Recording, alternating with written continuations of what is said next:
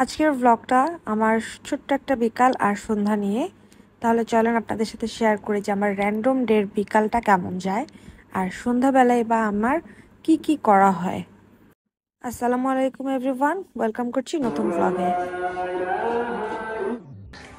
চলো আমরা শাক তুলে নিয়ে আসি আর সবজি গাছ লাগাবো।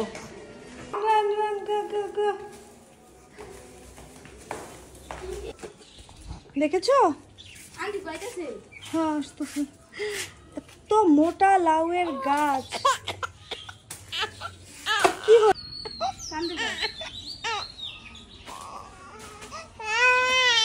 আমাদের বাসায় যতগুলো অরেঞ্জ বা মালটার গাছ আছে তার মধ্যে সবচাইতে বেশি ফুল এসেছিল এই গাছটাতে, আর সবচেয়ে কম মালটা হয়েছে এই গাছে, মাত্র একটা মালটা হয়েছে। সো এই হচ্ছে কি আমাদের নতুন ভেজিটেবলের গার্ডেন। সো এখানে সব ডাঁটা শাক লাগানো হয়েছিল, পুঁই শাক আছে এর মধ্যে, আর আছে ঢ্যাঁড়সের গাছ। ঢ্যাঁড়স গাছে আলহামদুলিল্লাহ এই যে ছোটো ছোটো ঢ্যাঁড়স চলে আসছে মাশাআল্লাহ। আর আমরা এখান থেকে অনেক ডাঁটা শাক নিয়ে খেয়েছি। এখন কারেন্টলি হচ্ছে ডাঁটা খাওয়া, তো ডাঁটাগুলো অনেক মজা, অনেক সফট আর একদমই আঁশ নেই, খুবই মজার ডাঁটাগুলো। শাকও এখনও খাওয়া যাচ্ছে, কিন্তু শাকটা আমরা আপাতত খাওয়া বন্ধ করেছি। ইচ্ছে করলে খাওয়াও যায়, আজকে ভাজিও করা হয়েছে শাক, লাউ শাকের সাথে। আর ডাঁটা তো খাওয়া হচ্ছে রেগুলার বেসিসে, খুবই মজার। আর এখানে আমাদের আরও অনেক ভেজিটেবল রিসেন্ট লাগানো হয়েছে, আজকেও বেশ কিছু ভেজিটেবল লাগানো হবে। তো সেই জন্যই আসলে আসা নিচে এসে দেখলাম যে এখানে হচ্ছে করলা গাছ হয়েছে অনেকগুলো, কিন্তু এখানে আমাদের এই যে অরেঞ্জের গাছ আছে, এখানে অনেক অরেঞ্জ আছে বেশ কয়েকটা, তার মধ্যে আবার হচ্ছে করলা। আর বেবি বাইরে বের হওয়ার পর থেকেই বিরক্ত, সে বাইরের পরিবেশটা জানি না কেন একদমই পছন্দ করছে না, তো একটু খ্যান খ্যান কান্নাকাটি এগুলো করছে। তা আমি হচ্ছে ওকে একটু প্রকৃতি, একটু আকাশ এগুলো দেখানোর চেষ্টা করছিলাম। আমি হচ্ছে একটু লং টাইমের প্ল্যান নিয়ে আসছি বাইরে, বাট মনে হচ্ছে না বেশিক্ষণ টিকতে পারবো ওকে নিয়ে, খুবই বিরক্ত। হয়তো ঘুমাবে, দেখতেই পাচ্ছেন তার চেহারা, সে কী করছে এখন। তাহলে কিছুক্ষণের মধ্যে আসলে আমি উপরে চলে যাব। সিমরা, আম্মু, তারপর না, ওরা সব নিচে আছে। এরপরে যদি ঘুম দেয় তাহলে ঘুম পাড়ি আব্বুর কাছে রেখে আমি আবার নিচে আসবো। আর যদি না আসতে পারি তাহলে তো নাই। আজকে আমার প্ল্যান ছিল ডাটা তোলা নিজের হাতে।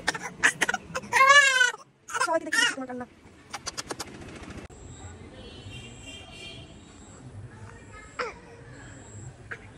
মাশাআল্লাহ, অনেক সুন্দর সাইজের আম। আমাদের এবার আম অনেক কম হয়েছে, একদম হাতে গোনা যায় এরকম আম হয়েছে, খুবই কম। এই যে মানে এক একটা গাছে হয়তো 5টা 6টা 8টা 10টা 15টা 20টা এরকম, যেখানে কিনা বস্তায় বস্তায় আম আমাদের ঢাকাতেই নেওয়া হতো প্রত্যেক বছর। আব্বু মানে বস্তায় করে 1 বস্তা 2 বস্তা করে আম নিত আমাদের বাসার জন্য। তো এবার আমাদের এখানেই 1 বস্তা আম হবে কিনা সেটাই সন্দেহ। যাই হোক, যাই হয়েছে আলহামদুলিল্লাহ। এবার যেহেতু অনেক গরম পড়েছে, আমার মনে হয় যে সারা দেশেই আম এরকম অনেক কম হয়েছে। তারপর যতটুকু হয়েছে আলহামদুলিল্লাহ, যেহেতু আসলে বেশ কয়েকটা গাছ, তো এক একটা গাছে 5-10টা করে আম হলেও অনেক হয়ে যায়।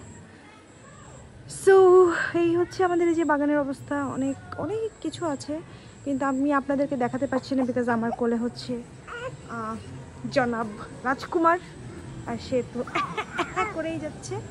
তো আমি মেবি ওকে নিয়ে এখন চলে যাবো উপরে, কারণ ও একদমই ভালো ফিল করছে না। ভালো ফিল করছে না ইন দ্য সেন্স, ও মেবি ঘুমাবে, অনেকক্ষণ হয়েছে ঘুম থেকে উঠেছে, তো মেবি ঘুমাবে। তো ন্যাপের টাইম হলেই সে আসলে খুব খ্যান খ্যান করতে থাকে, মেজাজ খারাপ থাকে তার। তো যাই, আমি ওকে ন্যাপ দেওয়াতে নিয়ে যাই, অ্যান্ড আপনাদের সাথে পরে কথা হবে ইনশাআল্লাহ। আমি যাবো যাবো করে উপরে এখনো যাই নাই, বাচ্চারা খেলাধুলা করতেছে। সিমরাকে নিয়ে সবসময় টেনশনে থাকা লাগে, পরে গিয়ে ব্যথা পেলো কিনা, এ কারণে পাহারা দেওয়ার জন্য আমি থেকেই গেলাম। জি মা, জি বলো।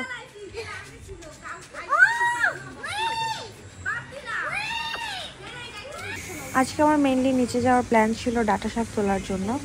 অনেক দিন হয়েছে ডাটাগুলো খাওয়া হচ্ছে, একদিনও আমি নিজের হাতে তুলতে পারি নাই, তাই ভাবলাম আজকে বিকেলে যেয়ে ডাটা তুলে নিয়ে আসি আর কিছু গাছ লাগাই।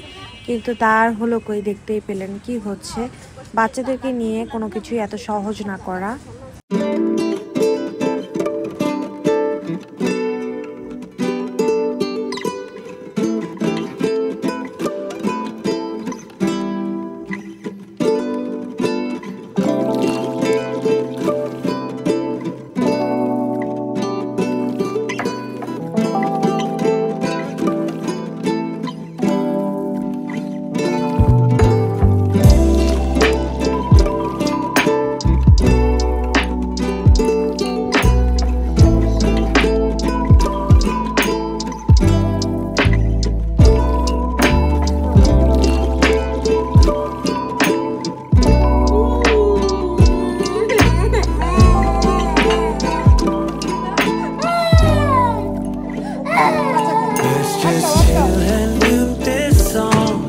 just